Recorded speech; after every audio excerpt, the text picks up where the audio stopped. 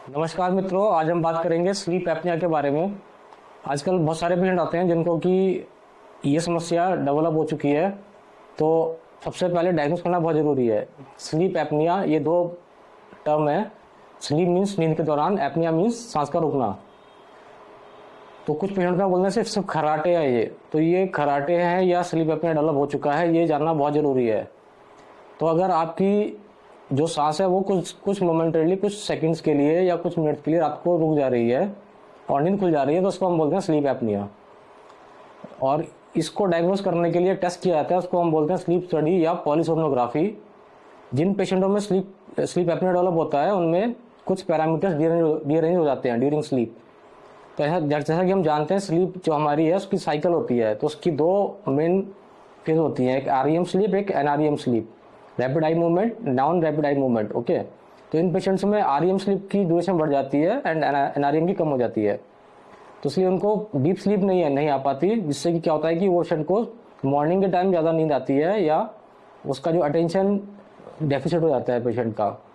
और स्पेसिफिकली अगर पेशेंट ऐसे किसी प्रोफेशन में है जहाँ पे कि बहुत ज़्यादा अटेंशन की जरूरत है, या वो ड्राइवर है, चाहे किसी मशीनरी पे काम कर रहा है, और अचानक से झपकी पेशेंट को आ जाएगी, तो वो एक्सीडेंट होने की संभावना बढ़ जाती है। इसलिए इसका डायग्नोस होना बहुत ज़रूरी है। इसके अलावा भी बहुत सारे कॉम्प्लिकेशन डेवलप हो जाते हैं इन पेशेंटों में, बिकॉज लगातार ऑक्सीजन सैचुरेशन कम हो जाता है नाइट के टाइम पेशेंट्स में, जिससे कि हार्ट अटैक वगैरह की संभावना भी काफ़ी बढ़ जाती है। तो इसका डायग्नोसिस होना बहुत ज़रूरी है। पॉलीसोमनोग्राफी हम कराते हैं। उसके बाद माइल्ड, मॉडरेट, सीवियर कैटेगरीज में इसको हम डिवाइड करते हैं।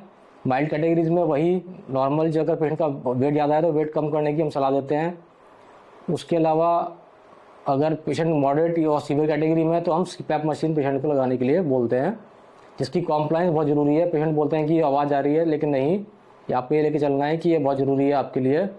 और अगर बहुत सीवियर कैटेगरी है तो फिर ऑब्वियसली हम एक सर्जरी करते हैं, इसको हम बोलते हैं यूपी3 सर्जरी या लेज़र असिस्टेड पैलेटोप्लास्टी या रेडियो फ्रिक्वेंसी एब्लेशन। तो इससे निजात पाया जा सकता है। इसका प्रॉपर डायग्नोस होना बहुत ज़रूरी है। इसको बिल्कुल भी हल्के में ना लें। इसका प्रॉपर डायग्नोसिस कराएं और प्रॉपर चिकित्सा कराएं। धन्यवाद।